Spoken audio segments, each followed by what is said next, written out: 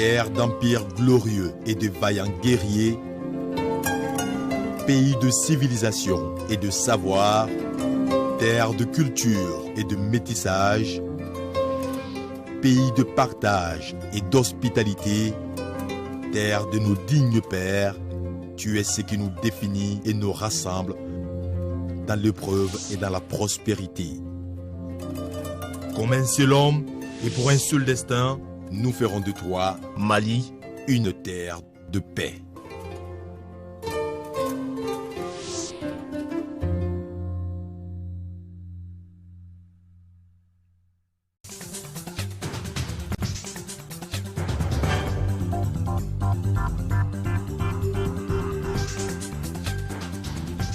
Le président nigérien Mahamadou Issoufou a prêté serment ce matin pour un nouveau mandat de 5 ans et il s'est engagé à respecter et à faire respecter la constitution de son pays. Mahamadou Issoufou veut également faire de la lutte contre la faim une priorité. Une dizaine de chefs d'État, dont le président de la République, Ibrahim Boubacar Keïta, ont pris part à cette cérémonie. Ouverture de la 19e édition du Festival des masques et marionnettes de Markala. Les organisateurs ont placé cette édition sous le signe de la réconciliation et de la paix. La cérémonie d'ouverture a enregistré la présence de plusieurs personnalités. Vous regardez le journal de l'ORTM et vous faites bien. Bonsoir à tous et bienvenue dans la grande édition. Le président de la République, Ibrahim Boubacar Keïta, a regagné Bamako en provenance de Niamey, où il a pris part à l'investiture du président nigérien Mahamadou Issoufou. Il a été accueilli à sa descente d'avion par le Premier ministre et plusieurs autres personnalités. Nous vous proposerons l'interview du président de la République au cours de ce journal. Le président de la République du Niger, Mahamadou Issoufou, a prêté serment ce samedi pour un nouveau mandat de 5 ans. Une dizaine de chefs d'État, dont le président de la République, Ibrahim Boubacar Keïta, accompagné de son épouse, ont pris part à cette cérémonie.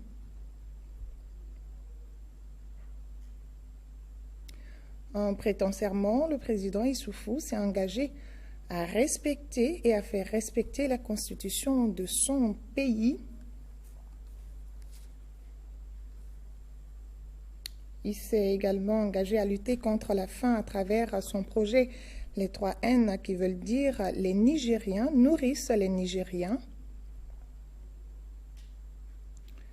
Le président Issoufou entend aussi améliorer la croissance économique de son pays. Toutes ces initiatives font partie de son programme de société qu'il a présenté au peuple nigérien pendant la campagne électorale. Il s'agit du programme de Renaissance Acte 2. Il s'agira pour les 5 années à venir de contribuer à la renaissance culturelle du Niger. Voilà, le président de la République du Niger, Mahamadou Issoufou, qui a prêté serment ce samedi pour un nouveau mandat de 5 ans.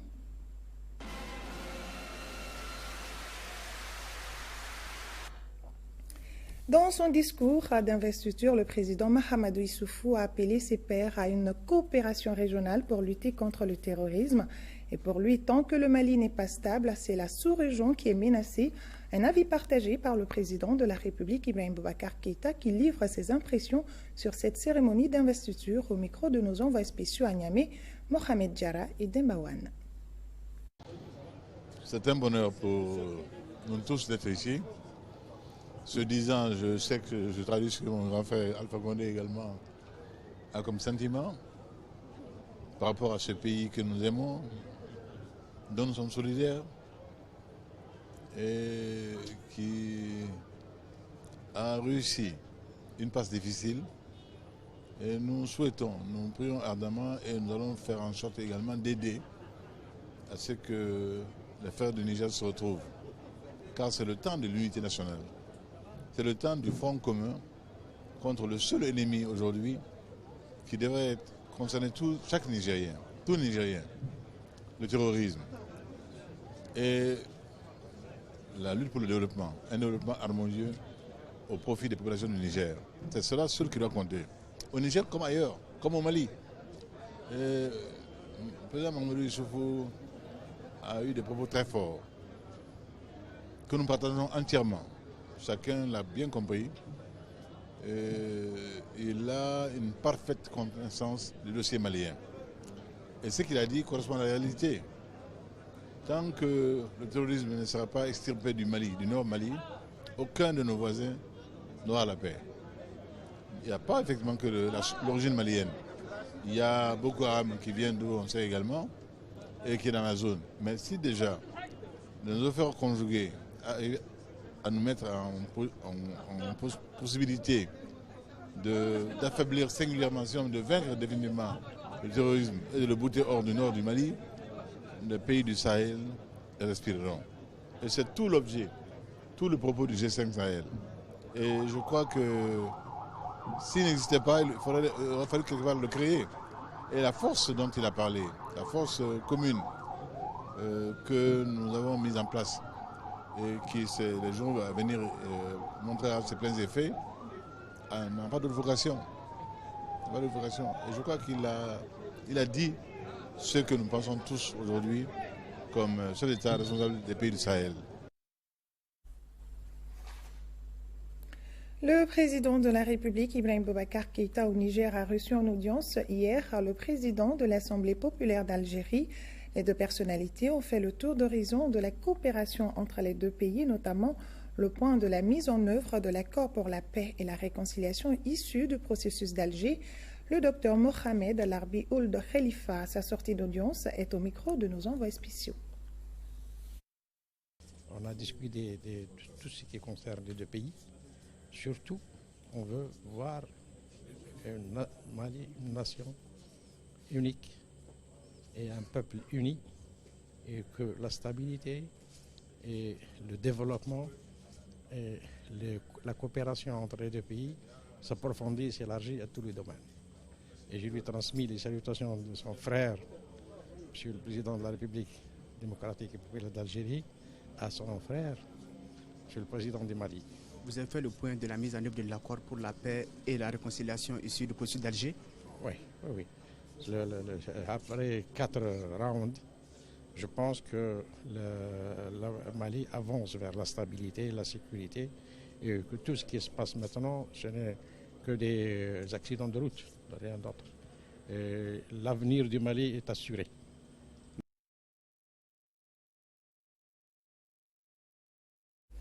Ici, à Bamako, la majorité parlementaire a animé un point de presse à la Maison de la Presse cet après-midi. C'était pour informer les journalistes sur l'adoption du projet de loi relatif à la mise en place d'autorités intérimaires en lieu et place des délégations spéciales sur toute l'étendue du territoire national. Écoutons le président du groupe parlementaire, Moussa Temile. Il est au micro de Mahamadou Doumbia.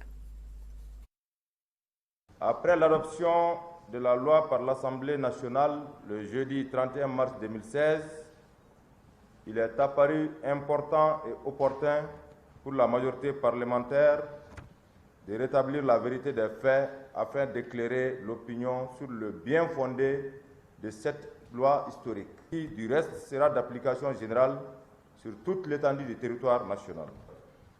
L'annexe 1 de l'accord pour la paix et la réconciliation au Mali, issu du processus d'Alger, prévoit la mise en place, le cas échéant et au plus tard 3 mois après la signature de l'accord, des autorités chargées de l'administration des communes, cercles et régions du Nord durant la période intérimaire.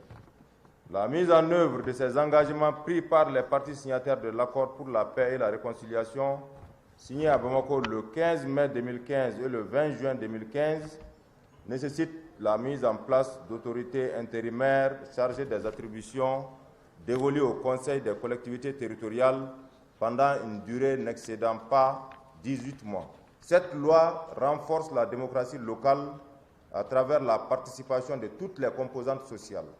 La présence des élus sortants dans les nouveaux organes prouve que les partis politiques sont représentés. L'opposition a participé activement aux 2 grandes rencontres, celle initiée par le président de la République avec les partis politiques et la rencontre aussi du 28 février 2016 qui a réuni les partis politiques, majorité et opposition, société civile et les groupes armés autour de la mise en œuvre de l'accord. Aussi, elle a participé activement au débat sur l'adoption des amendements de la dite loi et s'est effectivement rendu compte qu'aucune disposition de la loi ne viole la Constitution. La majorité parlementaire, tout en félicitant le président de la République, son Excellence Ibrahim Boubacar Keïta et le gouvernement pour le respect de leur engagement, invite ces derniers à diligenter la mise en œuvre de l'accord pour la paix et la réconciliation. Le ministre en charge de la Santé a visité l'hôpital du Mali et le Centre national d'appui à la lutte contre la maladie.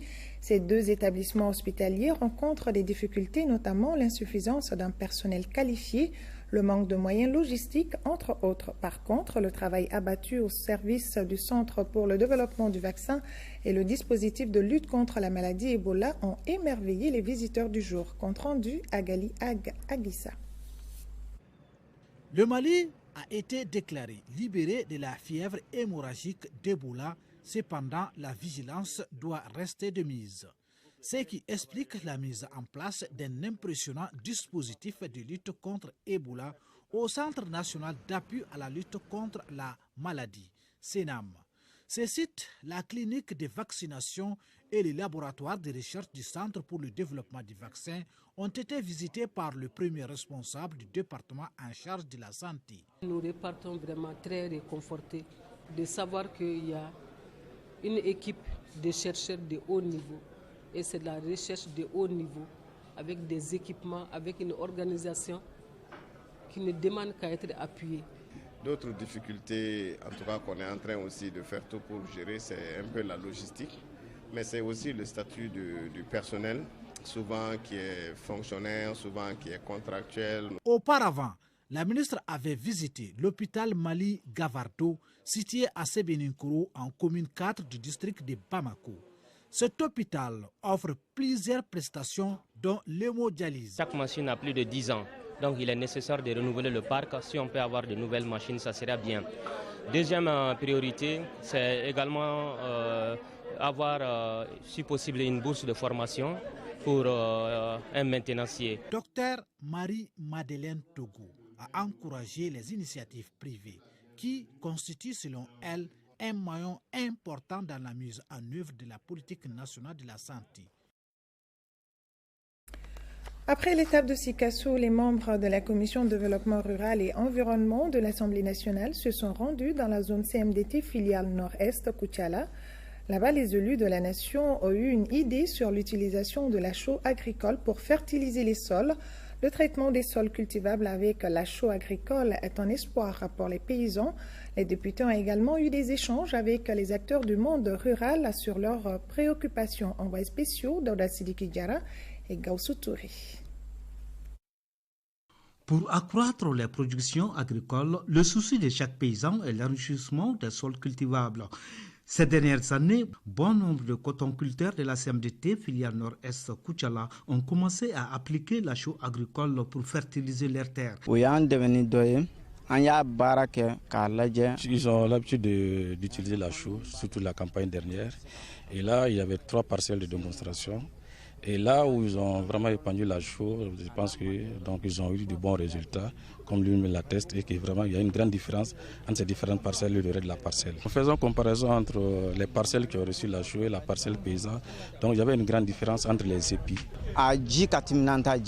Les parcelles qui ont subi des traitements à la chaux agricole ont eu un rendement de 3 à 4 tonnes de céréales à l'hectare. Il y a un grand engouement par rapport à la chaux. Donc, par rapport à la chaux de tout coteau, c'est ça qui était, la demande a été un peu insuffisante. Ça n'a pas pu, en tout cas, satisfaire les besoins des producteurs. Voilà pourquoi on est tourné vers la chaux super agri, en tout cas pour combler ce déficit. Les spécialistes ont démontré que les sols partout au Mali aujourd'hui sont acides, sont pauvres. Donc la seule alternative, c'est l'utilisation de la chaux agricole. Mais il se trouve effectivement, d'après ce que les paysans ont dit, il y a ses avantages, mais la chaux agricole n'est pas à leur portée. Après, les élus nationaux ont visité l'usine d'égrenage CMDT de la filiale nord-est Koutiala. Cette usine a une capacité de production de 48 000 tonnes de coton graines pendant 150 jours. La commercialisation tire vers sa fin ici et les regards sont tournés vers la nouvelle campagne. Et Koutiala prévoit de produire 241 500 tonnes sur les 800 000 fixés par les autorités de notre pays.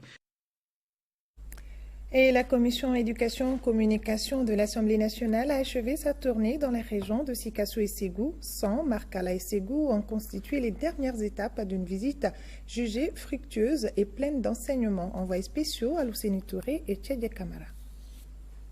La commission éducation, culture, communication a visité tout d'abord la station régionale de l'ORTM à Ségou. La structure héberge les installations de Mali Vision et d'Orange Mali. Il y a le manque de personnel. Il y a le manque d'équipements de production. On a des petits problèmes avec les équipements de diffusion. La portée de nos images et de sons a chuté. En plus de ça, nous souhaiterions que l'État nous aide à débarrasser notre cour des ordures, puisque actuellement la cour de l'ORTM est devenue le dépôt final de la ville de Ségou. L'agence malienne de presse et de publicité avec ses bureaux flambant neufs, la radio Foko et le journal Yeko, la radio Sania, les radios Santoro et Betafo de Ségou, les radios Bédié et Djamana de Markala ont également reçu la visite des honorables députés de la commission. Les difficultés techniques, il faut renforcer l'équipement dont dispose la radio parce que nous tendons vers le numérique. Difficultés humaines parce qu'il faut former le personnel, il faut professionnaliser le secteur. Et difficultés liées à l'environnement, c'est surtout les difficultés d'ordre institutionnel. En somme, une visite très instructive à la lumière des informations recueillies auprès des médias privés. Je crois qu'il y a des radios qu'on doit quand même féliciter. Malgré que le moyen leur manque, et ça c'est général de Bougouni jusqu'à Tominia, en passant par Sikasso, Kuchala jusqu'à Markala. Les ressources humaines, vraiment, le Mali en a. Mais il y a de ces radios qu'il faut appuyer, qu'il faut encourager. Il faut que le Mali change. On ne doit pas transformer quand même la cour de l'antenne ORTM en dépotoir. C'est le maire qui est là-bas qui doit s'occuper de ça. Comment vous pouvez dire à des gens changer de comportement alors que là où les gens doivent parler, qui doivent transmettre tout ce qu'on doit faire, changement de comportement de ceci, cela, que dans cette cour, les enfants voient que dans cette cour, c'est un dépotoir qui est là. En espérant que les médias visités sont représentatifs de l'ensemble des médias du pays, il ne reste plus qu'à espérer que les recommandations formulées soient suivies d'effets. Tout à fait, Luceni. Vous le savez certainement, des membres de la commission des lois de l'Assemblée nationale étaient en mission dans les régions de Mopti, Ségou et Koulikoro. Objectif s'assurer que les instruments des droits de l'homme sont connus et appliqués dans les maisons d'arrêt de ces régions. Les députés ont conclu que le respect des droits de l'homme dans la gestion des maisons d'arrêt est effectif. Reportage à Fousseni Samaki. La ratification des conventions internationales des droits de l'homme par les autorités maliennes engage les institutions nationales dans le contrôle de l'application des instruments des droits de l'homme aux populations carcérales. C'est ce qui justifie cette visite des membres de la commission loi de l'Assemblée nationale dans 9 prisons des régions de Mopti, Ségou et Koulikoro. Les visiteurs apprécient le traitement dont bénéficient les détenus. Il y a quelques constats. Ces quelques constats se résument au fait de l'insuffisance du personnel d'encadrement des maisons d'arrêt, la vétusté du matériel de travail de ces agents et aussi vraiment le manque de structure de réinsertion de ces jeunes. On a constaté aussi que au niveau de ces maisons carcérales, le plus grand taux est réservé à la jeunesse. Pour renforcer les capacités opérationnelles des responsables de la chaîne justice-administration pénitentiaire, des efforts sont nécessaires en infrastructure, équipement et formation des agents. Déjà, ils sont là, ils savent dans quelle situation se trouvent les détenus. Donc au retour, ils peuvent en réalité militer beaucoup pour que les conditions puissent s'améliorer davantage. Encore un grand plus, ils viennent de nous apporter un lot de médicaments. Moi, cette visite m'a beaucoup permis au moins de comprendre certains trucs concernant les droits de l'homme, surtout au niveau des mineurs et puis des femmes. Notons que les principales causes de ces incarcérations sont des coups et blessures volontaires et les problèmes fonciers. Parlons d'une autre visite, cette fois-ci celle du gouverneur de Ségou. Georges Togo a visité les localités de Dogofri, Nampala et Nyono dans le cercle de Nyono. Dans ces localités, les problèmes sécuritaires ont constitué le fond des débats. On en parle avec Candicila. C'est le cercle de Nyono qui constitue la première étape de cette tournée du gouverneur de la région dans sa circonscription. Du Dorofri, Nampala ou au fin fond, comme à Beiti, village situé à une dizaine de kilomètres de la frontière mauritanienne, Georges Zogo a rencontré et échangé avec les populations. Le village de Beiti était vraiment très soulagé et très content. Nous tous nous croyons que le Mali, on a l'espoir que le Mali va retourner comme avant. Si des questions de développement ont été évoquées au cours de ces rencontres, il n'en demeure pas moins que les questions sécuritaires constituent les préoccupations majeures exprimées.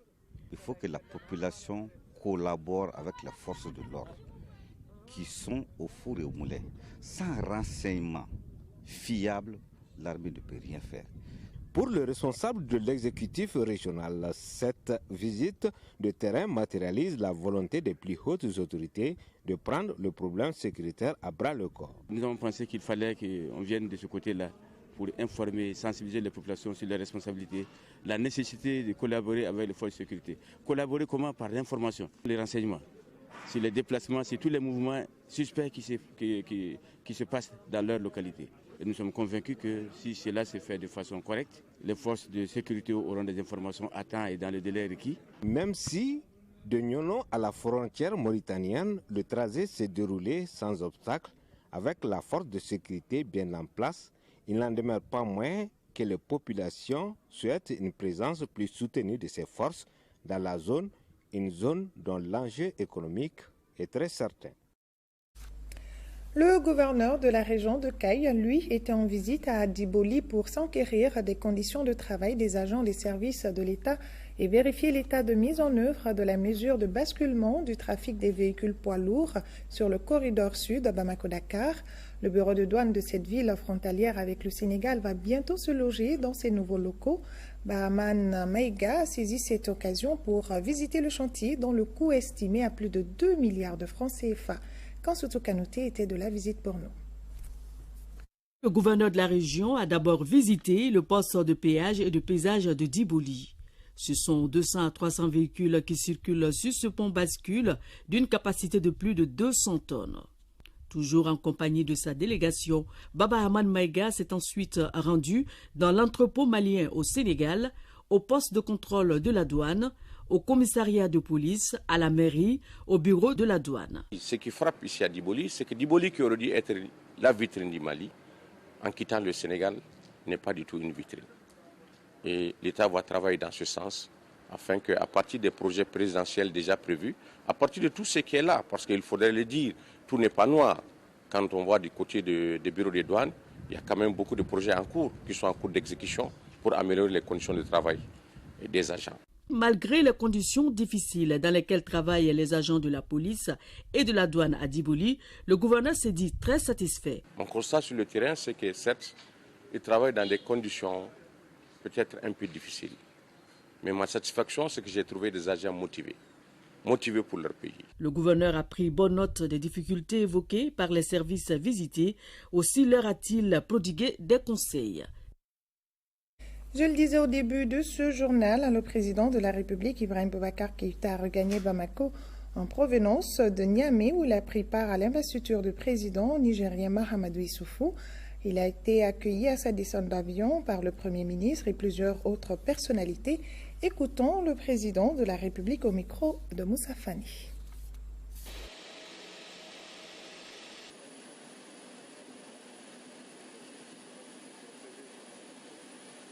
Nous rentrons de Niamey, où nous avons, en compagnie de nombre de nos collègues de la sous-région et d'Afrique centrale, participé à l'investiture pour son deuxième mandat de notre collègue Mahamadou Issoufou.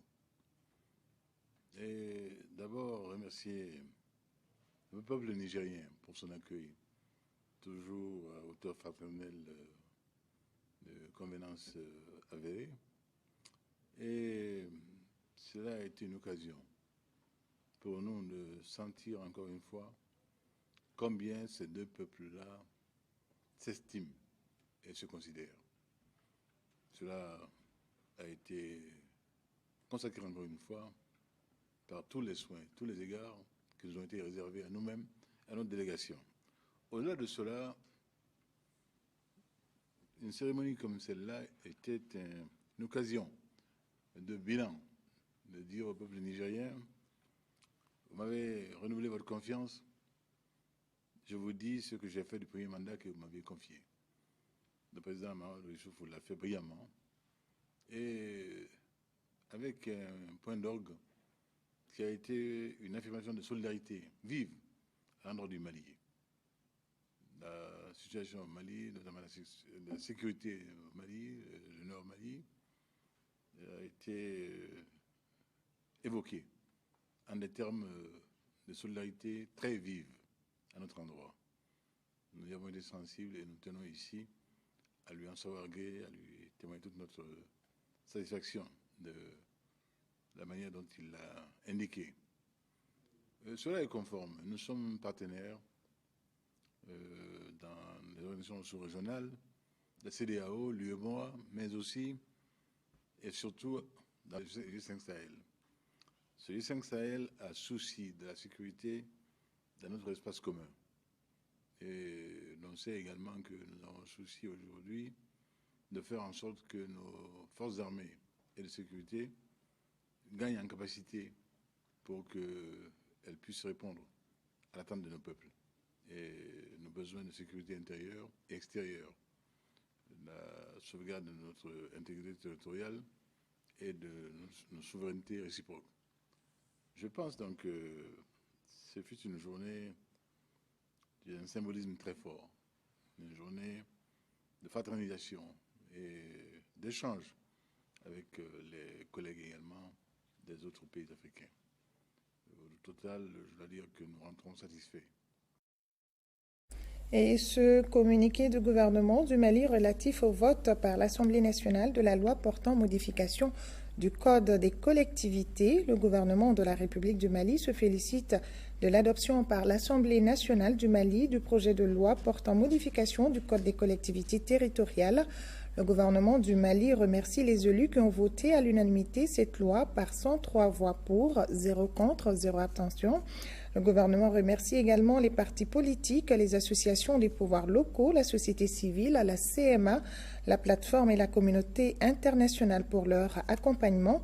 Le gouvernement de la République du Mali souligne que l'adoption de cette loi par l'Assemblée nationale constitue une avancée majeure dans le renforcement de la démocratie locale et dans la mise en œuvre de l'accord pour la paix et la réconciliation nationale issu du processus d'Alger. Elle permet de doter les collectivités non fonctionnelles d'organes opérationnels chargés de leur administration à titre provisoire en attendant l'installation des collèges élus. Ces organes participeront à la préparation des futures élections, à la facilitation du retour des personnes déplacées et réfugiées, à la fourniture des services sociaux de base aux populations. La mise en place des autorités intérimaires contribuera au retour de l'administration, y compris les représentants de l'État dans les localités concernées. Le règlement numéro 14 de l'UEMOA relatif à l'harmonisation des normes et les procédures de contrôle du gabarit des véhicules lourds de transport dans l'espace UEMOA connaît un début d'application au Mali. Les autorités routières et leurs partenaires se sont rendus ce vendredi au poste de péage et de pesage de Sanankourouba pour s'enquérir de l'état du dispositif mis en place pour le contrôle. Reportage Nohom Sissoko. C'est parti depuis cette semaine pour l'application au Mali du règlement numéro 14 de l'UEMOA. Il s'agit du contrôle de la charge à l'essieu et du poids total autorisé en charge des véhicules lourds de transport de marchandises. Les autorités routières et leurs partenaires ont visité le poste de péage et de pesage de Sanankourouba pour s'imprégner de la mise en œuvre de la mesure et de l'état du dispositif en place. C'est d'abord pour vérifier si tout est en place, si nos appareils sont en très bon état. Dieu merci, ils le sont. Et nous sommes désormais dans la dynamique de la mise en œuvre du règlement 14 de l'UEMOA. C'est-à-dire faire respecter désormais le tonnage prévu et accepté par nos règlements en vigueur à l'essieu. Quand il dit à un opérateur économique de réduire les charges, c'est un manque à gagner pour lui. Donc quand il y a les postes de conditionnement, les positionnements, nous sommes très hostiles au pays. Bon, maintenant, ce que j'ai vu, ça me rassure quand même. Je pense qu'il n'y aura pas de problème. Et on va y adhérer comme à l'instar des autres pays, on ne peut pas faire autrement. Ainsi, tous les camions chargés ou vides sont soumis au contrôle de charge à tous les postes de pesage. Une pénalité de 10 000 francs CFA est appliquée sur la tonne de surcharge pour le transport national et 30 000 francs CFA pour le trafic international.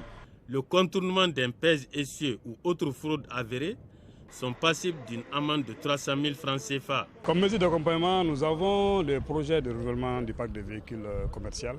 Nous sommes aujourd'hui en train de prendre la disposition pour mettre en place un mécanisme de financement. Il y a également toutes les questions liées à la formation des transporteurs. Une réunion technique présidée par le ministre de l'Équipement, des Transports et du Désenclavement a sanctionné cette visite de terrain. Le fait d'appliquer cette réglementation permettra de rallonger la vie de nos routes.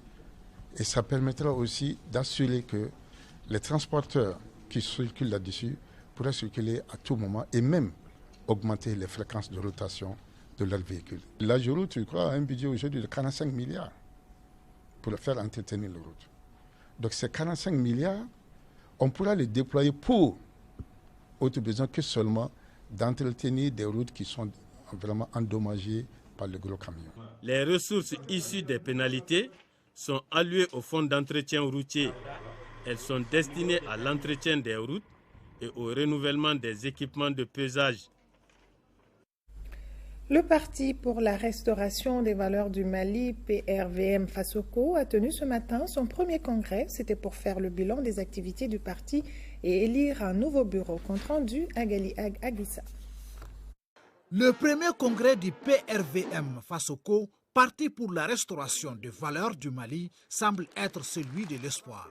En témoigne la forte mobilisation de ce jour. Créé en mars 2013, le Parti du Chameau Blanc est présent dans les 6 communes du district de Bamako et dans toutes les régions du Mali, excepté celles de Kidal et Tombouctou, selon ses leaders. Le parti a également 2 députés membres du groupe parlementaire VRD, ce qui explique d'ailleurs la présence de plusieurs responsables politiques, dont le chef de l'opposition, Soumaïla Cissé, président de l'IRD.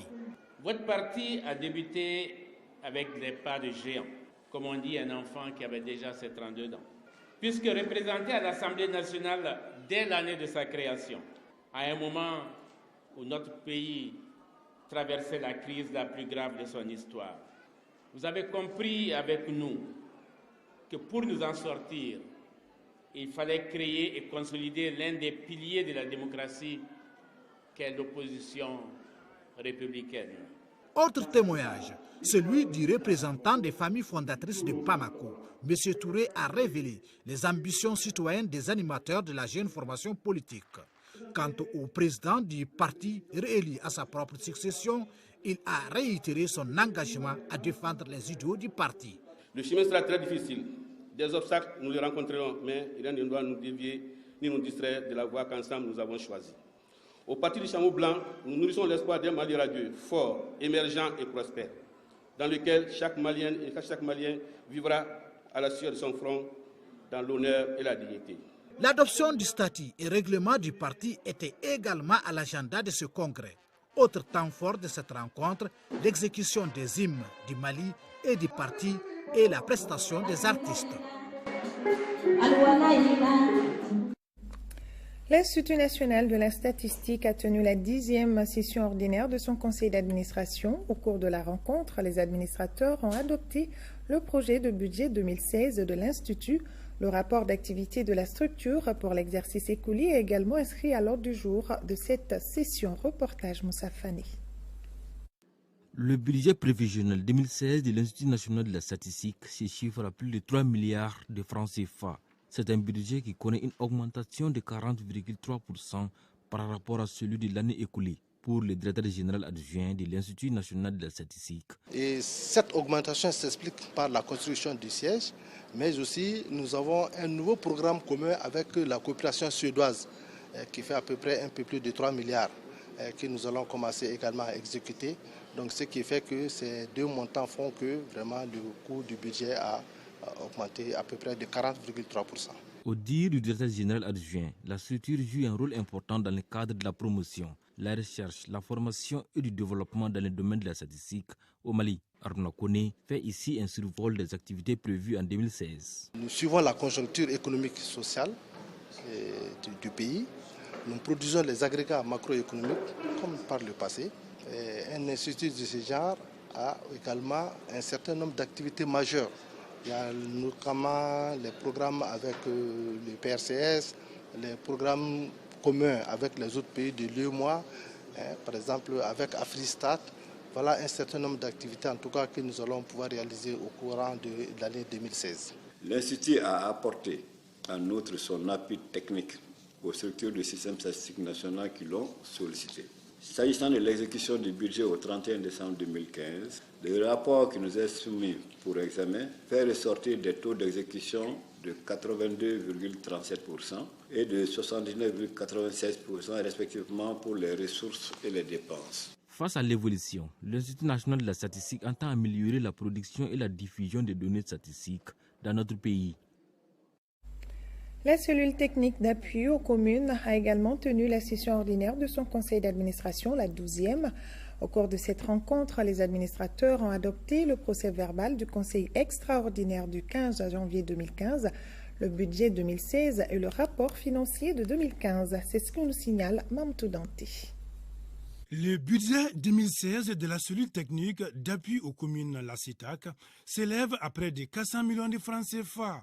Un budget adopté au cours de la session de la structure. L'activité a pour mission aussi de faire le point des acquis et de dégager des perspectives pour 2016. Avec la création des agences de développement régional, avec la création de la cellule de préfiguration d'urbanisme de la ville de Bamako, nous sommes en train de voir aujourd'hui quelles sont les perspectives qui s'offrent à la CETAC afin de l'améliorer et de faire en sorte que les objectifs soient davantage atteints. C'est un budget en fonction du chiffre d'affaires de l'année dernière, 392 millions, qui nécessite réellement une évolution significative. Ce conseil permettra également à la CETAC et ses partenaires de renforcer des acquis sur le terrain avec comme finalité le développement des différentes communes du Mali. La CETAC est une société de gestion autonome. C'est un EPIC créé par la mairie du district et ses partenaires, les 6 communes et l'association de municipalités.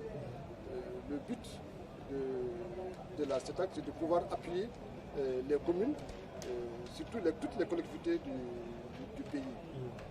Nous intervenons dans le cadre de la maîtrise d'ouvrage déléguée, l'assistance à la maîtrise d'ouvrage et aussi dans la maîtrise d'œuvre. La cellule technique d'appui aux communes a été créée en 1998. Elle a pour objectif principal d'exécuter les travaux et services d'utilité publique dans les différentes collectivités. 38e session du conseil d'administration du CHU.G. Au titre de l'année écoulée, l'hôpital a enregistré des performances. Compte rendu, Sokonaka Misoko. Le budget prévisionnel 2016 du CHU du .G se chiffre à près de 6 milliards de francs CFA. Un budget qui connaît une hausse par rapport à celui de 2015 qui s'élevait à environ 5,4 milliards de francs CFA. 2016, les activités prioritaires tourneront donc autour de la réalisation du bloc de chirurgie cardiovasculaire dont les dossiers sont très avancés et les travaux pourront commencer dans un bref délai. Également, nous allons mettre l'accent sur l'approche qualité dans nos prestations. Donc la démarche qualité et le management du système qualité sera une réalité dans l'hôpital. En termes de réalisation en 2015, la formation sanitaire a dépassé ses prévisions d'activité, d'hospitalisation 115% et de consultation 95%. Un bilan loin d'être exhaustif. Au niveau du plateau technique, nous avons réalisé plus de 60 000 examens et analyses au niveau des laboratoires. Et au niveau de l'imagerie médicale, plus de 30 000 actes et examens réalisés. Donc, concernant les activités de recouvrement de coûts, nous avons pu accroître nos performances de plus de 57%, donc comparativement à l'exercice 2014. Le CHU du Point G se doit de relever un principal défi en 2016, celui de la maintenance des équipements, de quoi permettre d'assurer correctement la prise en charge des patients. Autre chose à présent, 45 millions de francs CFA, c'est le coût du protocole de convention entre le programme de développement de l'irrigation dans le bassin de Bani et la direction régionale de l'hydraulique. Il s'agissait de mettre en place un comité local de gestion pour la promotion et la protection des ressources en eau du bassin de Sankarani et de Wasulumbale, de Sikasso dans les Djakiti. Ces protocoles de convention entre le programme de développement de l'irrigation dans les bassins du Bani et à Selingue et la direction régionale de l'hydraulique visent à intégrer dans l'équation du développement durable une vision de prévention en vue d'une gestion efficiente des ressources en eau. La direction régionale de l'hydraulique de Sikasso a signé une convention de prestation de services avec le PDI en juillet 2015. Le montant total de la convention est de 45 millions de francs CFA. Il est question de suivre le niveau des crues, de suivre le niveau piézométrique et d'assurer la formation des comités.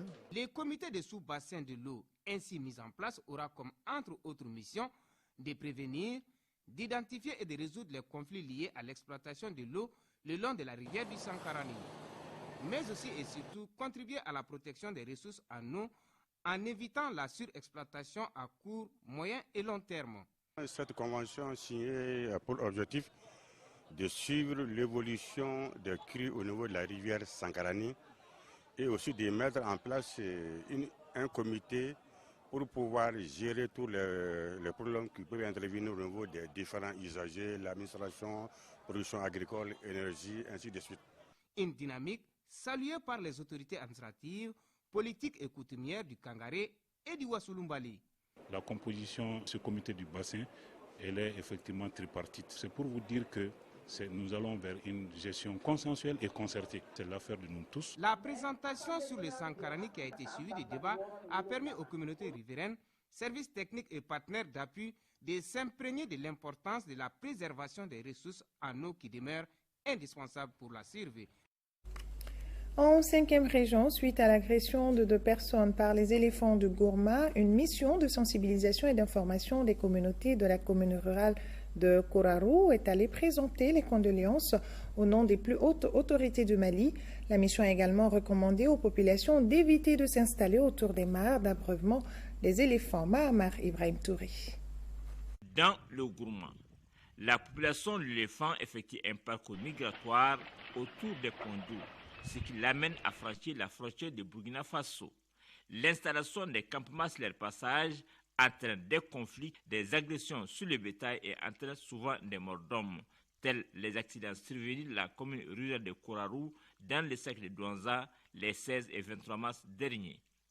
Le préfet de Douanza, à la tête d'une forte délégation, dont le représentant de Wild Foundation, est venu présenter les condoléances et celles des plus hautes autorités du Mali pour le repos en paix de l'âme des disparus et sensibiliser les familles victimes. Les éléphants de Gourma, ce ne sont plus les éléphants de la Koraru, ce ne sont plus les éléphants du Mali, c'est les éléphants du monde entier. C'est des espèces protégées. La mission aussi va permettre à la population de connaître tout cet aspect. Ça leur permettra de savoir toutes les informations nécessaires par rapport à la protection de cette espèce. Il commence à faire un peu chaud, donc les éléphants sont irrités, ils sont nerveux. Donc c'est pour demander à la population de réviser leur comportement par rapport à ces animaux. Les populations locales, l'État, les services techniques, les projets, les ONG et les forces de sécurité, chacun en ce qui les concerne doit apporter son appui, ses conseils pour assurer la protection des éléphants qui sont victimes des braquages. Les communautés et les éléphants doivent se partager l'espace et que les populations surtout puissent prendre des précautions nécessaires pour éviter, en tout cas là où ils sont. C'est extrêmement important et surtout quand les éléphants portent des petits bébés qui traînent derrière eux, ils sont très très agressifs. Prendre des précautions aussi de ne pas avoir des implantations humaines telles que les campements qui sont flanqués au bord des mares ou dans les forêts où brutent les éléphants. Pour éviter les conflits hommes-éléphants, il faut réfléchir en partenariat avec Wild Foundation sur des actions et mesures concrètes de protection des pâturages et des éléphants. afin de permettre aux personnes déplacées et réfugiées de la région de Tombouctou d'améliorer leurs conditions de vie. Environ 210 tonnes de céréales sont mises à leur disposition. Cette intervention est une initiative de gouvernement à travers le ministère de la Solidarité, de l'Action humanitaire et de la Reconstruction du Nord. Le point avec Ramou Soumeila. Environ 210 tonnes de céréales mises à la disposition des populations de la région de Tombouctou. Cette action de solidarité est la suite d'une campagne de distribution gratuite de vivres aux populations déplacées et rapatriées de la région de Tombouctou. Plusieurs actions ont été déjà entreprises par le département en charge de l'action humanitaire. Le gouvernement, à travers notre département, a entrepris beaucoup de démarches pour assurer un bon retour à nos compatriotes. Nous avons beaucoup d'actions qui rentrent dans le cadre d'abord de la réhabilitation des infrastructures de base, les écoles, les points d'eau et également les centres de santé. Je remercie le développement social, le gouvernement pour ces témoignages de cérémonie de distribution de vivres. Nous les rapatriés, nous croyons qu'on a été oubliés par l'État, mais nous voyons vraiment, on pense à nous jusqu'à présent. Les autorités administratives, politiques et les populations ont salué ces gestes du gouvernement malien. Nous sommes en insécurité à travers l'alimentation de la population.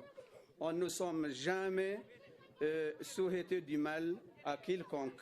L'occasion est opportune pour remercier le gouvernement à travers le département de l'action humanitaire pour tous les efforts consentis.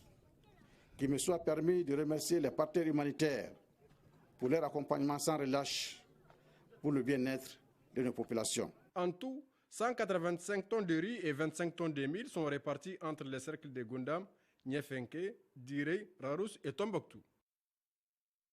Et ce rendez-vous, votre émission Actu Hebdo reçoit demain à 12h Inahay Ag Mohamed, secrétaire permanent du Comité national de coordination pour la mise en œuvre de l'accord pour la paix et la réconciliation nationale, CNCA, Bakari Amadou Bakayogo, expert en questions institutionnelles et politiques au CNCA, et Daniel Siméon Kéléman, secrétaire général du ministère de l'Agriculture. Avec Ibrahima Djombili, ils échangeront sur la loi portant institution des autorités intérimaires et sur les conclusions du Conseil supérieur de l'agriculture. Actu Hebdo, c'est de 12h à 13h avec Ibrahima Djombili. Pour raison de raccordement d'une nouvelle centrale à Balengue, l'électricité ne sera pas fournie le dimanche 3 avril 2016 de 8h à 14h dans les quartiers suivants: Kinzambougou, Sans-Fil, Bagadadji, Nyarela, Centre commercial, Hôtel de l'Amitié, Hippodrome, Korofina, Bankoni, Sirakoroni, Djalakoroji, Fadjigila, Djelibougou, Doumanzana, Nafadji et Bougouba. EDMSA s'est compté sur la compréhension de tous pour ces travaux qui visent à améliorer la qualité de service à la clientèle. Et cette nouvelle parution, Paysage de bruissement du professeur Gaussou Diarra, c'est la traduction en français et en bamanankan des poèmes d'un grand auteur de Lutiani. C'est pour dire que la langue bambara peut transmettre toutes les sensibilités du monde. Paysage de bruissement à lire absolument. Je le disais dans les titres, la 19e édition du Festival des masques et marionnettes vient d'être lancée à Markala. Cette cérémonie d'ouverture a enregistré la présence de plusieurs responsables politiques et administratifs et la population de Markala. Cette édition est placée sous le signe de la réconciliation et de la paix. Les temps forts avec Honoré Tchenou. C'est avec une visite des stands par les officiels qu'ont débuté les activités du Festival des masques et marionnettes Fesmamas de Markala. Une exposition d'articles divers engendre ainsi des grands profits pour les exposants et c'en est une fierté pour le maire de Markala d'accueillir l'événement. Permettez-moi donc, chers invités, à cette occasion mémorable de souhaiter la bienvenue à tous les festivaliers en cette terre malienne de Markala. C'est le lieu de rendre un vibrant hommage à ce professeur Abdou Traoré Di Diop pour ce riche héritage qu'il nous a légué. Cette 19e édition du Festmamas, placée sous le signe de la réconciliation nationale et la paix, est un grand rendez-vous permettant aux populations de Markala de promouvoir la culture malienne à travers les masques et marionnettes. Des invités, il y en a eu. Il est inutile d'insister et de dire que le FESPAMAS est un festival très important pour le ministère de la Culture. Le festival des masques marionnettes de Markala n'appartient plus à la seule communauté de Markala. Il a été inscrit au patrimoine culturel national du Mali. Votre sens de l'hospitalité s'est forgé dans la riche histoire de notre peuple et de votre terroir. Et rien de plus normal alors que cette année encore, comme les années précédentes, je tiens à saluer sincèrement Markala. Le temps est ainsi donné pour 3 jours de spectacles. Spectacles passant par des concerts géants, des masques et marionnettes, des manifestations folkloriques et bien d'autres activités.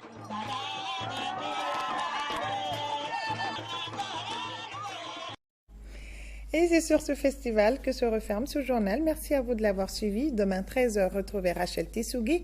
Et moi, je serai là à 20h, vous aussi, je l'espère. Bon dimanche à tous et à demain.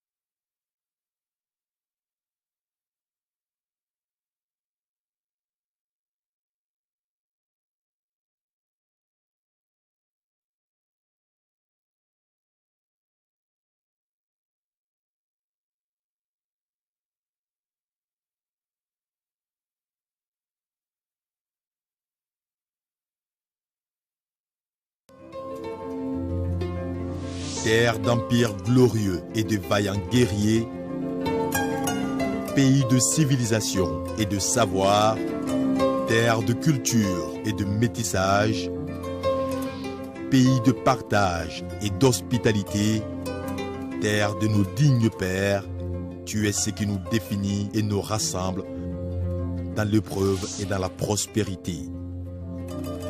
Comme un seul homme et pour un seul destin, nous ferons de toi, Mali, une terre de paix.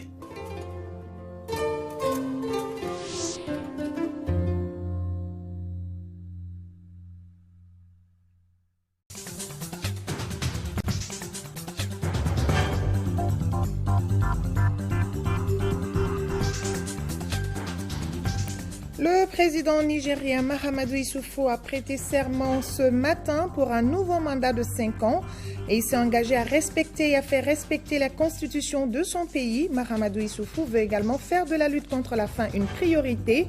Une dizaine de chefs d'État, dont le président de la République, Ibrahim Boubacar Keïta, ont pris part à cette cérémonie. Ouverture de la 19e édition du Festival des masques et marionnettes de Markala. Les organisateurs ont placé cette édition sous le signe de la réconciliation et de la paix. La cérémonie d'ouverture a enregistré la présence de plusieurs personnalités. Vous regardez le journal de l'ORTM et vous faites bien. Bonsoir à tous et bienvenue dans la grande édition. Le président de la République, Ibrahim Boubacar Keïta, a regagné Bamako en provenance de Niamey, où il a pris part à l'investiture du président nigérien Mahamadou Issoufou. Il a été accueilli à sa descente d'avion par le Premier ministre et plusieurs autres personnalités. Nous vous proposerons l'interview du président de la République au cours de ce journal. Le président de la République du Niger, Mahamadou Issoufou, a prêté serment ce samedi pour un nouveau mandat de 5 ans. Une dizaine de chefs d'État, dont le président de la République, Ibrahim Boubacar Keïta, accompagné de son épouse, ont pris part à cette cérémonie.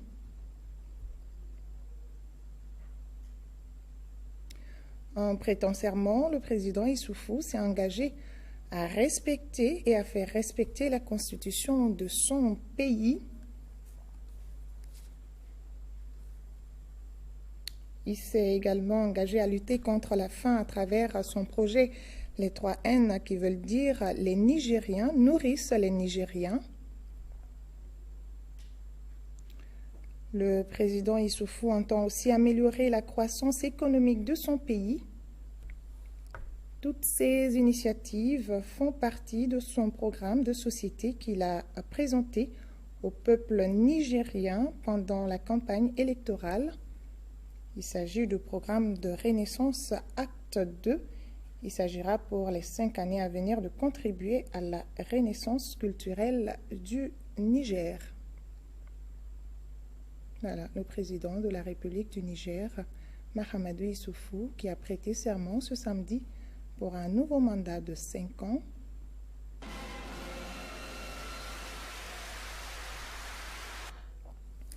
Dans son discours d'investiture, le président Mahamadou Issoufou a appelé ses pairs à une coopération régionale pour lutter contre le terrorisme.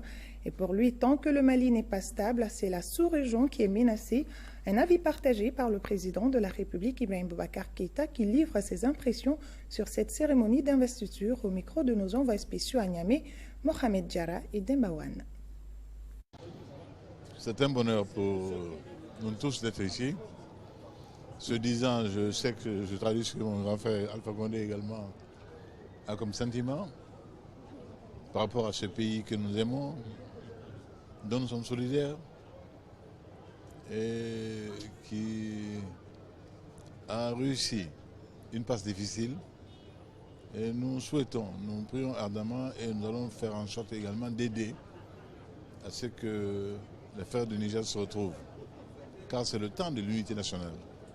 C'est le temps du front commun contre le seul ennemi aujourd'hui qui devrait concerner chaque Nigérien, tout Nigérien, le terrorisme et la lutte pour le développement, un développement harmonieux au profit des populations du Niger. C'est cela seul qui doit compter. Au Niger comme ailleurs, comme au Mali. Le président Mahamadou Issoufou a eu des propos très forts que nous partageons entièrement. Chacun l'a bien compris. Il a une parfaite connaissance du dossier malien. Et ce qu'il a dit correspond à la réalité. Tant que le terrorisme ne sera pas extirpé du Mali, du Nord Mali, aucun de nos voisins n'aura la paix. Il n'y a pas effectivement que l'origine malienne. Il y a Boko Haram qui vient d'où on sait également et qui est dans la zone. Mais si déjà de nos efforts conjugués à nous mettre en possibilité d'affaiblir singulièrement, de vaincre définitivement le terrorisme et de le bouter hors du nord du Mali, les pays du Sahel respireront. Et c'est tout l'objet, tout le propos du G5 Sahel. Et je crois que s'il n'existait pas, il aurait fallu quelque part le créer. Et la force dont il a parlé, la force commune que nous avons mise en place et qui, les jours à venir, montrera ses pleins effets, n'a pas d'autre vocation. Et je crois qu'il a dit ce que nous pensons tous aujourd'hui comme chef d'État responsable des pays du Sahel. Le président de la République, Ibrahim Boubacar Keïta, au Niger, a reçu en audience hier le président de l'Assemblée populaire d'Algérie. Les deux personnalités ont fait le tour d'horizon de la coopération entre les deux pays, notamment le point de la mise en œuvre de l'accord pour la paix et la réconciliation issu du processus d'Alger. Le docteur Mohamed Al-Arbi Ould Khalifa, à sa sortie d'audience, est au micro de nos envoyés spéciaux. On a discuté de tout ce qui concerne les deux pays. Surtout, on veut voir une nation unique et un peuple uni, et que la stabilité et le développement et la coopération entre les deux pays s'approfondit et s'élargit à tous les domaines. Et je lui ai transmis les salutations de son frère, Monsieur le Président de la République démocratique et populaire d'Algérie, à son frère, Monsieur le Président du Mali. Vous avez fait le point de la mise en œuvre de l'accord pour la paix et la réconciliation issu du processus d'Alger? Oui. Après 4 rounds, je pense que le Mali avance vers la stabilité, la sécurité, et que tout ce qui se passe maintenant, ce n'est que des accidents de route, rien d'autre. L'avenir du Mali est assuré.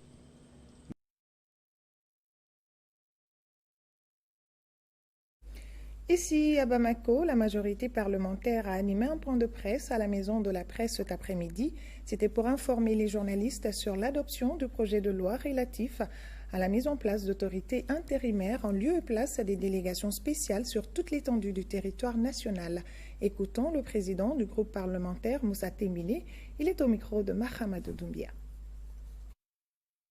Après l'adoption de la loi par l'Assemblée nationale le jeudi 31 mars 2016, il est apparu important et opportun pour la majorité parlementaire de rétablir la vérité des faits afin d'éclairer l'opinion sur le bien fondé de cette loi historique, qui du reste sera d'application générale sur toute l'étendue du territoire national.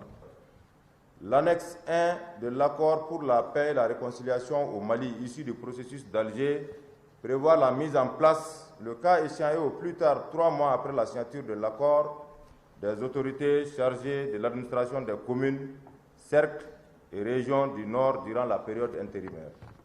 La mise en œuvre de ces engagements pris par les parties signataires de l'accord pour la paix et la réconciliation, signé à Bamako le 15 mai 2015 et le 20 juin 2015, nécessite la mise en place d'autorités intérimaires chargées des attributions dévolues au Conseil des collectivités territoriales pendant une durée n'excédant pas 18 mois. Cette loi renforce la démocratie locale à travers la participation de toutes les composantes sociales.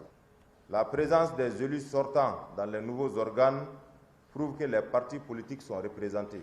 L'opposition a participé activement aux 2 grandes rencontres, celle initiée par le président de la République avec les partis politiques et la rencontre aussi du 28 février 2016 qui a réuni les partis politiques, majorité et opposition, société civile et les groupes armés autour de la mise en œuvre de l'accord. Aussi, elle a participé activement au débat sur l'adoption des amendements de la dite loi et s'est effectivement rendu compte qu'aucune disposition de la loi ne viole la Constitution. La majorité parlementaire, tout en félicitant le président de la République, son Excellence Ibrahim Boubacar Keïta, et le gouvernement, pour le respect de leur engagement, invite ces derniers à diligenter la mise en œuvre de l'accord pour la paix et la réconciliation. Le ministre en charge de la Santé a visité l'hôpital du Mali et le Centre national d'appui à la lutte contre la maladie. Ces deux établissements hospitaliers rencontrent des difficultés, notamment l'insuffisance d'un personnel qualifié, le manque de moyens logistiques, entre autres. Par contre, le travail abattu au service du Centre pour le développement du vaccin et le dispositif de lutte contre la maladie Ebola ont émerveillé les visiteurs du jour. Compte rendu Agali Aguissa. Le Mali a été déclaré libéré de la fièvre hémorragique d'Ebola. Cependant, la vigilance doit rester de mise. Ce qui explique la mise en place d'un impressionnant dispositif de lutte contre Ebola au Centre national d'appui à la lutte contre la maladie, CNAM. Ce site, la clinique de vaccination et le laboratoire de recherche du Centre pour le développement du vaccin ont été visités par le premier responsable du département en charge de la santé. Nous repartons vraiment très réconfortés de savoir qu'il y a une équipe de chercheurs de haut niveau.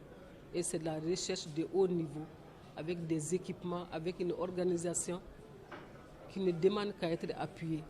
D'autres difficultés, en tout cas qu'on est en train aussi de faire tout pour gérer, c'est un peu la logistique, mais c'est aussi le statut du personnel, souvent qui est fonctionnaire, souvent qui est contractuel. Auparavant, la ministre avait visité l'hôpital Mali Gavardo, situé à Sebeninkoro, en commune 4 du district de Bamako.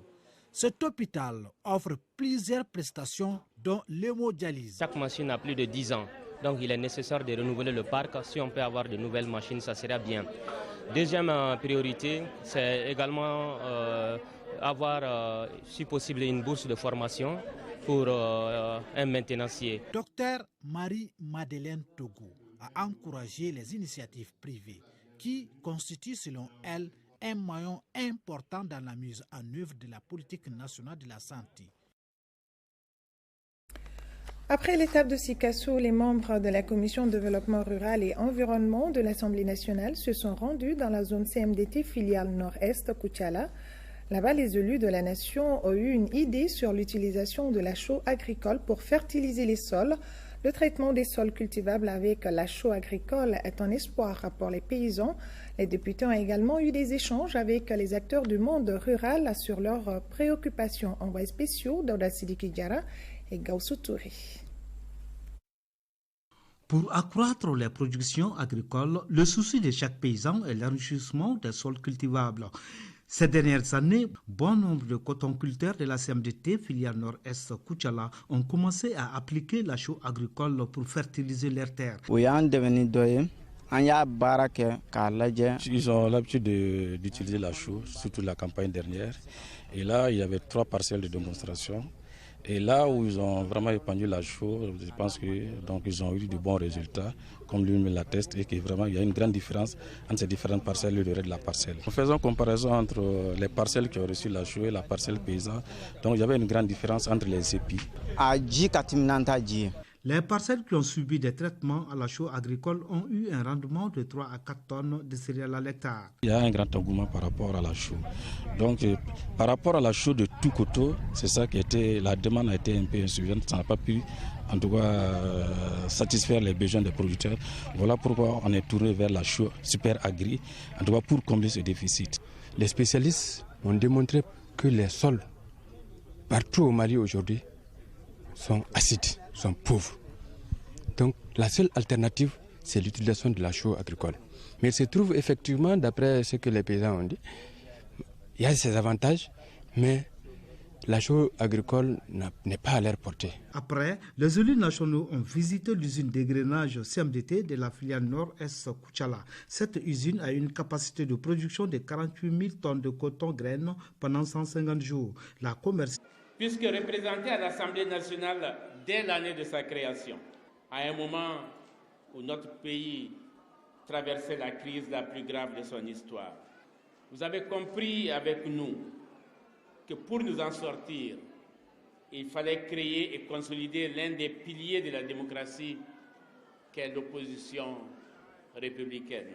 Autre témoignage, celui du représentant des familles fondatrices de Pamako. M. Touré a révélé les ambitions citoyennes des animateurs de la jeune formation politique.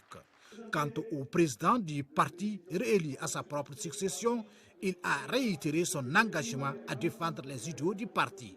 Le chemin sera très difficile. Des obstacles, nous les rencontrerons, mais rien ne doit nous dévier ni nous distraire de la voie qu'ensemble nous avons choisie. Au parti du Chameau Blanc, nous nourrissons l'espoir d'un Mali radieux, fort, émergent et prospère, dans lequel chaque Malienne et chaque Malien vivra à la sueur de son front dans l'honneur et la dignité. L'adoption du statut et règlement du parti était également à l'agenda de ce congrès. Autre temps fort de cette rencontre, l'exécution des hymnes du Mali et du parti et la prestation des artistes. L'Institut national de la statistique a tenu la 10e session ordinaire de son conseil d'administration. Au cours de la rencontre, les administrateurs ont adopté le projet de budget 2016 de l'Institut. Le rapport d'activité de la structure pour l'exercice écoulé est également inscrit à l'ordre du jour de cette session. Reportage Moussa Fani. Le budget prévisionnel 2016 de l'Institut national de la statistique se chiffre à plus de 3 milliards de francs CFA. C'est un budget qui connaît une augmentation de 40,3% par rapport à celui de l'année écoulée pour le directeur général adjoint de l'Institut national de la statistique. Et cette augmentation s'explique par la construction du siège, mais aussi nous avons un nouveau programme commun avec la coopération suédoise qui fait à peu près un peu plus de 3 milliards que nous allons commencer également à exécuter. Donc ce qui fait que ces deux montants font que vraiment le coût du budget a augmenté à peu près de 40,3%. Au dire du directeur général adjoint, la structure joue un rôle important dans le cadre de la promotion, la recherche, la formation et du développement dans le domaine de la statistique au Mali. Aruna Kone fait ici un survol des activités prévues en 2016. Nous suivons la conjoncture économique et sociale du pays. Nous produisons les agrégats macroéconomiques comme par le passé. Un institut de ce genre a également un certain nombre d'activités majeures.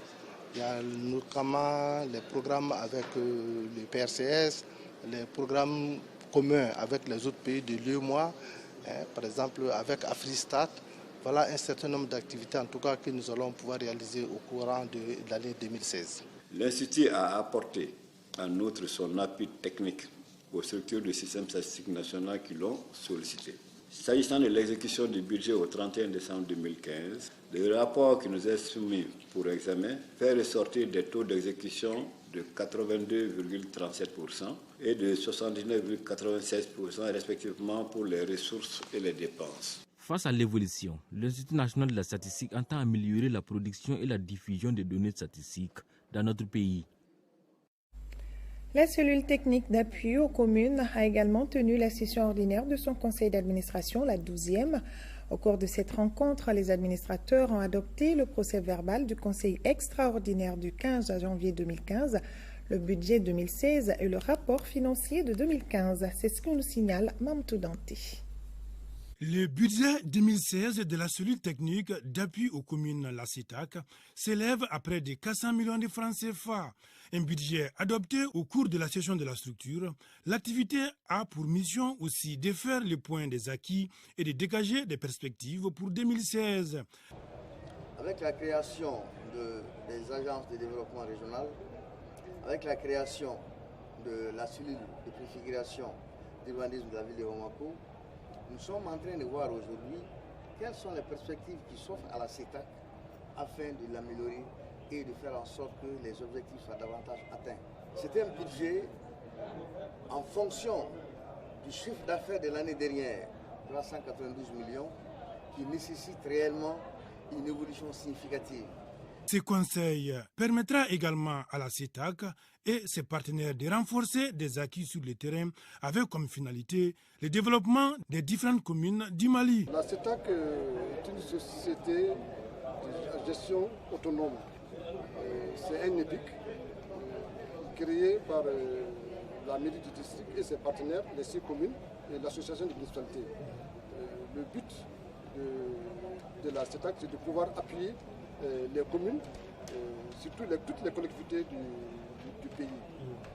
Nous intervenons dans le cadre de la maîtrise d'ouvrage déléguée, l'assistance à la maîtrise d'ouvrage et aussi dans la maîtrise d'œuvre. La cellule technique d'appui aux communes a été créée en 1998. Elle a pour objectif principal d'exécuter les travaux et services d'utilité publique dans les différentes collectivités. 38e session du conseil d'administration du CHU.G. Au titre de l'année écoulée, l'hôpital a enregistré des performances. Compte rendu, Sokonaka Misoko. Le budget prévisionnel 2016 du CHU du Point-G se chiffre à près de 6 milliards de francs CFA. Un budget qui connaît une hausse par rapport à celui de 2015 qui s'élevait à environ 5,4 milliards de francs CFA. 2016, les activités prioritaires tourneront donc autour de la réalisation du bloc de chirurgie cardiovasculaire dont les dossiers sont très avancés. Et les travaux pourront commencer dans un bref délai. Également, nous allons mettre l'accent sur l'approche qualité dans nos prestations. Donc la démarche qualité et le management du système qualité sera une réalité dans l'hôpital. En termes de réalisation en 2015, la formation sanitaire a dépassé ses prévisions d'activité, d'hospitalisation 115% et de consultation 95%. Un bilan loin d'être exhaustif. Au niveau du plateau technique, nous avons réalisé plus de 60 000 examens et analyses au niveau des laboratoires. Et au niveau de l'imagerie médicale, plus de 30 000 actes et examens réalisés. Donc, concernant les activités de recouvrement de coûts, nous avons pu accroître nos performances de plus de 57%, donc comparativement à l'exercice 2014. Le CHU du Point-G se doit de relever un principal défi en 2016, celui de la maintenance des équipements, de quoi permettre d'assurer correctement la prise en charge des patients. Autre chose à présent, 45 millions de francs CFA, c'est le coût de protocole de convention entre le programme de développement de l'irrigation dans le bassin de Bani et la direction régionale de l'hydraulique. Il s'agissait de mettre en place un comité local de gestion pour la promotion et la protection des ressources en eau du bassin de Sankarani et de Wassulumbale, de Sikasso dans l'Indjakiti. Ces protocoles de convention entre le programme de développement de l'irrigation dans les bassins du Bani et à Selingué et la direction régionale de l'hydraulique visent à intégrer dans l'équation du développement durable une vision de prévention en vue d'une gestion efficiente des ressources en eau. La direction régionale de l'hydraulique de Sikasso a signé une convention de prestation de services avec le PDI en juillet 2015. Le montant total de la convention est de 45 millions de francs CFA. Il est question de suivre le niveau des crues, de suivre le niveau piézométrique et d'assurer la formation des comités. Les comités de sous-bassin de l'eau ainsi mis en place aura comme entre autres missions de prévenir, d'identifier et de résoudre les conflits liés à l'exploitation de l'eau le long de la rivière du Sankarani, mais aussi et surtout contribuer à la protection des ressources en eau en évitant la surexploitation à court, moyen et long terme. Cette convention signée a pour objectif de suivre l'évolution des crues au niveau de la rivière. Provenance de Niamey, où il a pris part à l'investiture du président nigérien Mahamadou Issoufou. Il a été accueilli à sa descente d'avion par le Premier ministre et plusieurs autres personnalités. Écoutons le président de la République au micro de Moussa Fani.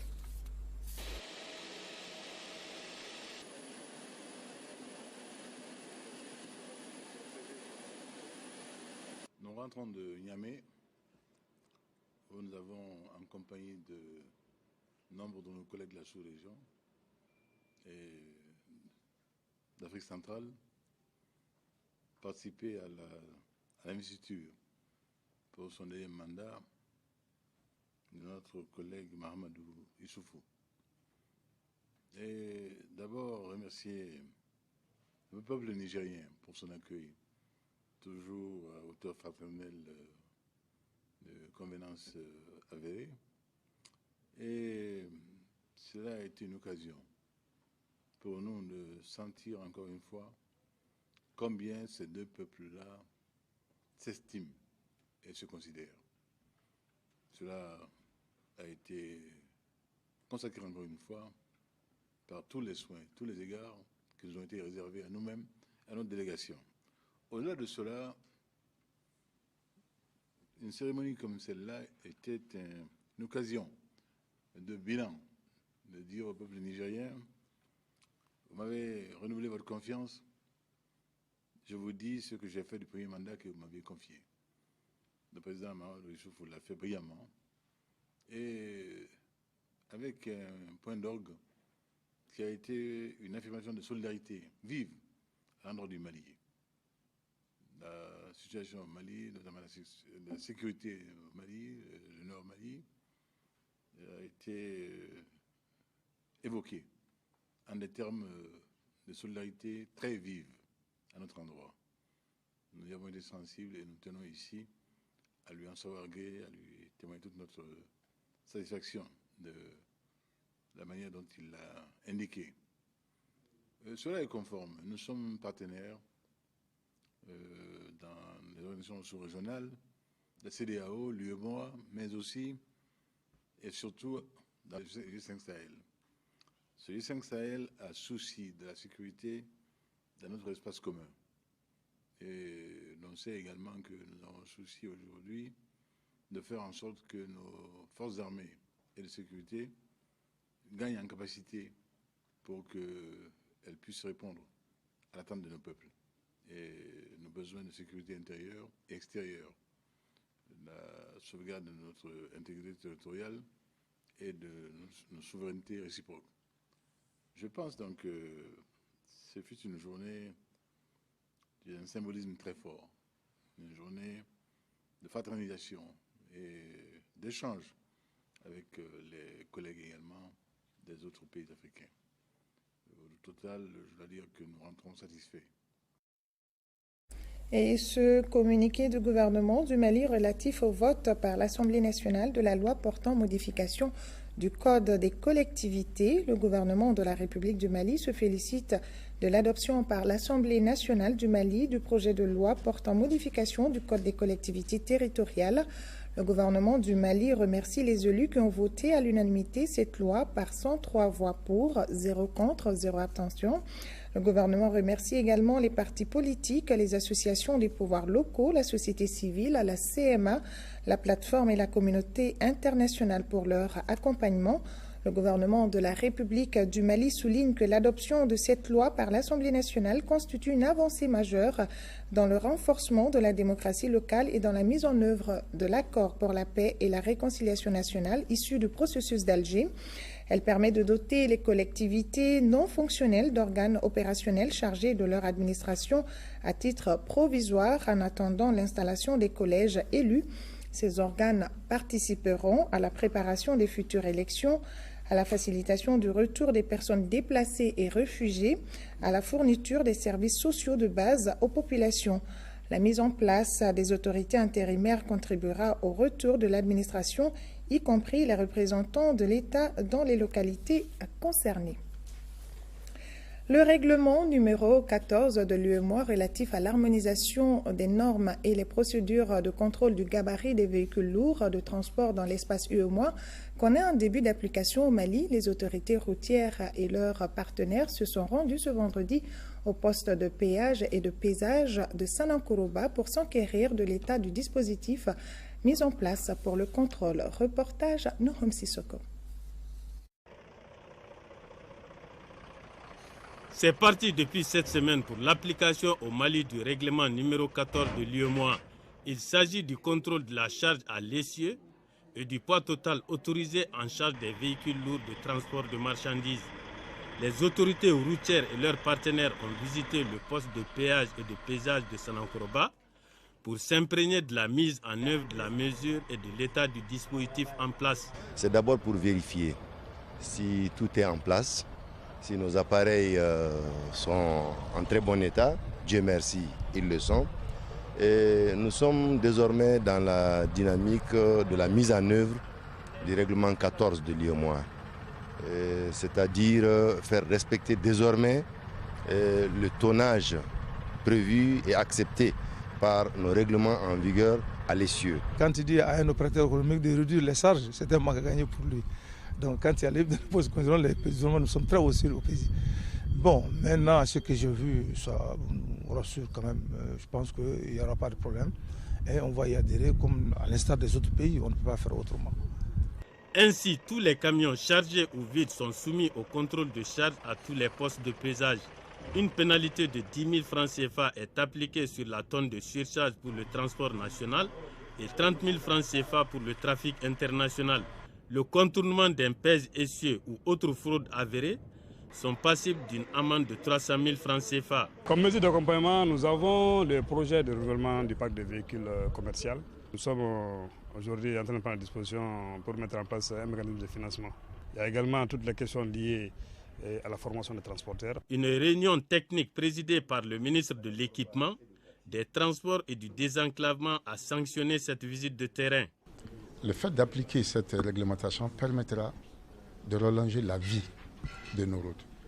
Et ça permettra aussi d'assurer que les transporteurs qui circulent là-dessus pourraient circuler à tout moment et même augmenter les fréquences de rotation de leurs véhicules. L'AGEROUTE, je crois, a un budget aujourd'hui de 45 milliards pour faire entretenir les routes. Donc ces 45 milliards, on pourra les déployer pour autre besoin que seulement d'entretenir des routes qui sont vraiment endommagées par le gros camion. Les ressources issues des pénalités sont allouées au fonds d'entretien routier. Elles sont destinées à l'entretien des routes et au renouvellement des équipements de pesage. Le Parti pour la restauration des valeurs du Mali, PRVM Fasoko, a tenu ce matin son premier congrès. C'était pour faire le bilan des activités du parti et élire un nouveau bureau. Compte rendu à Gali Aguissa. Le premier congrès du PRVM Fasoko, Parti pour la restauration des valeurs du Mali, semble être celui de l'espoir. En témoigne la forte mobilisation de ce jour. Créé en mars 2013, le Parti du Chameau Blanc est présent dans les 6 communes du district de Bamako et dans toutes les régions du Mali, excepté celles de Kidal et Tombouctou, selon ses leaders. Le parti a également 2 députés membres du groupe parlementaire VRD, ce qui explique d'ailleurs la présence de plusieurs responsables politiques, dont le chef de l'opposition, Soumaïla Cissé, président de l'IRD. Votre parti a débuté avec des pas de géant. Comme on dit, un enfant qui avait déjà ses 32 ans. La réalisation tire vers sa fin ici et les regards sont tournés vers la nouvelle campagne. Et Koutiala prévoit de produire 241 500 tonnes sur les 800 000 fixés par les autorités de notre pays. Et la commission éducation-communication de l'Assemblée nationale a achevé sa tournée dans les régions de Sikasso et Ségou. San, Markala et Ségou ont constitué les dernières étapes d'une visite jugée fructueuse et pleine d'enseignements. Envoyés spéciaux à Luceni Touré et Tchèdje Kamara. La commission éducation, culture, communication a visité tout d'abord la station régionale de l'ORTM à Ségou. La structure héberge les installations de Mali Vision et d'Orange Mali. Il y a le manque de personnel. Il y a le manque d'équipements de production. On a des petits problèmes avec les équipements de diffusion. La portée de nos images et de sons a chuté. En plus de ça, nous souhaiterions que l'État nous aide à débarrasser notre cour des ordures, puisque actuellement la cour de l'ORTM est devenue le dépôt final de la ville de Ségou. L'agence malienne de presse et de publicité avec ses bureaux flambant neufs, la radio Foko et le journal Yeko, la radio Sania, les radios Santoro et Betafo de Ségou, les radios Bédié et Djamana de Markala ont également reçu la visite des honorables députés de la commission. Les difficultés techniques, il faut renforcer l'équipement dont dispose la radio parce que nous tendons vers le numérique. Difficultés humaines parce qu'il faut former le personnel, il faut professionnaliser le secteur. Et difficultés liées à l'environnement, c'est surtout les difficultés d'ordre institutionnel. En somme, une visite très instructive à la lumière des informations recueillies auprès des médias privés. Je crois qu'il y a des radios qu'on doit quand même féliciter. Malgré que le moyen leur manque, et ça c'est général de Bougouni jusqu'à Tominia, en passant par Sikasso, Koutiala jusqu'à Markala. Les ressources humaines, vraiment, le Mali en a. Mais il y a de ces radios qu'il faut appuyer, qu'il faut encourager. Il faut que le Mali change. On ne doit pas transformer quand même la cour de l'antenne ORTM en dépotoir. C'est le maire qui est là-bas qui doit s'occuper de ça. Comment vous pouvez dire à des gens changer de comportement alors que là où les gens doivent parler, qui doivent transmettre tout ce qu'on doit faire, changement de comportement de ceci, cela, que dans cette cour, les enfants voient que dans cette cour, c'est un dépotoir qui est là. En espérant que les médias visités sont représentatifs de l'ensemble des médias du pays, il ne reste plus qu'à espérer que les recommandations formulées soient suivies d'effets. Tout à fait, Alocénie. Vous le savez certainement, des membres de la commission des lois de l'Assemblée nationale étaient en mission dans les régions de Mopti, Ségou et Koulikoro. Objectif s'assurer que les instruments des droits de l'homme sont connus et appliqués dans les maisons d'arrêt de ces régions. Les députés ont conclu que le respect des droits de l'homme dans la gestion des maisons d'arrêt est effectif. Reportage à Fousseni Samaki. La ratification des conventions internationales des droits de l'homme par les autorités maliennes engage les institutions nationales dans le contrôle de l'application des instruments des droits de l'homme aux populations carcérales. C'est ce qui justifie cette visite des membres de la commission loi de l'Assemblée nationale dans 9 prisons des régions de Mopti, Ségou et Koulikoro. Les visiteurs apprécient le traitement dont bénéficient les détenus. Il y a quelques constats. Ces quelques constats se résument au fait de l'insuffisance du personnel d'encadrement des maisons d'arrêt, la vétusté du matériel de travail de ces agents et aussi vraiment le manque de structure de réinsertion de ces jeunes. On a constaté aussi que au niveau de ces maisons carcérales, le plus grand taux est réservé à la jeunesse. Pour renforcer les capacités opérationnelles des responsables de la chaîne justice-administration pénitentiaire, des efforts sont nécessaires en infrastructure, équipement et formation des agents. Déjà, ils sont là, ils savent dans quelle situation se trouvent les détenus. Donc au retour, ils peuvent en réalité militer beaucoup pour que les conditions puissent s'améliorer davantage. Encore un grand plus, ils viennent de nous apporter un lot de médicaments. Cette visite m'a beaucoup permis au moins de comprendre certains trucs concernant les droits de l'homme, surtout au niveau des mineurs et puis des femmes. Notons que les principales causes de ces incarcérations sont des coups et blessures volontaires et les problèmes fonciers. Parlons d'une autre visite, cette fois-ci celle du gouverneur de Ségou. Georges Togo a visité les localités de Dogofri, Nampala et Nyono dans le cercle de Nyono. Dans ces localités, les problèmes sécuritaires ont constitué le fond des débats. On en parle avec Candicila. C'est le cercle de Nyono qui constitue la première étape de cette tournée du gouverneur de la région dans sa circonscription. Du Dogofri, Nampala ou au fin fond, comme à Beiti, village situé à une dizaine de kilomètres de la frontière mauritanienne, Georges Togo a rencontré et échangé avec les populations. Le village de Beiti était vraiment très soulagé et très content. Nous tous nous croyons que le Mali, on a l'espoir que le Mali va retourner comme avant. Si des questions de développement ont été évoquées au cours de ces rencontres, il n'en demeure pas moins que les questions sécuritaires constituent les préoccupations majeures exprimées. Il faut que la population collabore avec les forces de l'ordre qui sont au four et au moulin. Sans renseignement fiable, l'armée ne peut rien faire.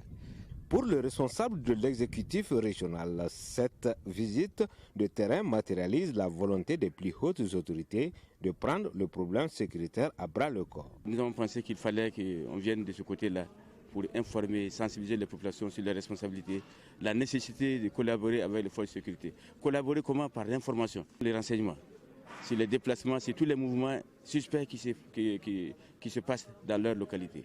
Et nous sommes convaincus que si cela se fait de façon correcte, les forces de sécurité auront des informations à temps et dans le délai requis. Même si de Nyono à la frontière mauritanienne, le tracé s'est déroulé sans obstacle, avec la force de sécurité bien en place, il n'en demeure pas moins que les populations souhaitent une présence plus soutenue de ces forces dans la zone, une zone dont l'enjeu économique est très certain. Le gouverneur de la région de Caille, lui, était en visite à Adiboli pour s'enquérir des conditions de travail des agents des services de l'État et vérifier l'état de mise en œuvre de la mesure de basculement du trafic des véhicules poids lourds sur le corridor sud à Bamako-Dakar. Le bureau de douane de cette ville frontalière avec le Sénégal va bientôt se loger dans ces nouveaux locaux. Bahaman Maïga a saisi cette occasion pour visiter le chantier dont le coût est estimé à plus de 2 milliards de francs CFA. Kansuto Kanouté était de la visite pour nous. Le gouverneur de la région a d'abord visité le poste de péage et de paysage de Diboli. Ce sont 200 à 300 véhicules qui circulent sur ce pont bascule d'une capacité de plus de 200 tonnes. Toujours en compagnie de sa délégation, Baba Hamad Maïga s'est ensuite rendu dans l'entrepôt malien au Sénégal, au poste de contrôle de la douane, au commissariat de police, à la mairie, au bureau de la douane. Ce qui frappe ici à Diboli, c'est que Diboli, qui aurait dû être la vitrine du Mali, en quittant le Sénégal, n'est pas du tout une vitrine. Et l'État va travailler dans ce sens, afin qu'à partir des projets présidentiels déjà prévus, à partir de tout ce qui est là, parce qu'il faudrait le dire, tout n'est pas noir. Quand on voit du côté des bureaux des douanes, il y a quand même beaucoup de projets en cours, qui sont en cours d'exécution, pour améliorer les conditions de travail des agents. Malgré les conditions difficiles dans lesquelles travaillent les agents de la police et de la douane à Diboli, le gouverneur s'est dit très satisfait. Mon constat sur le terrain, c'est que certes, ils travaillent dans des conditions peut-être un peu difficiles. Mais ma satisfaction, c'est que j'ai trouvé des agents motivés pour leur pays. Le gouverneur a pris bonne note des difficultés évoquées par les services visités. Aussi leur a-t-il prodigué des conseils. Je le disais au début de ce journal, le président de la République, Ibrahim Boubacar Keïta, a regagné Bamako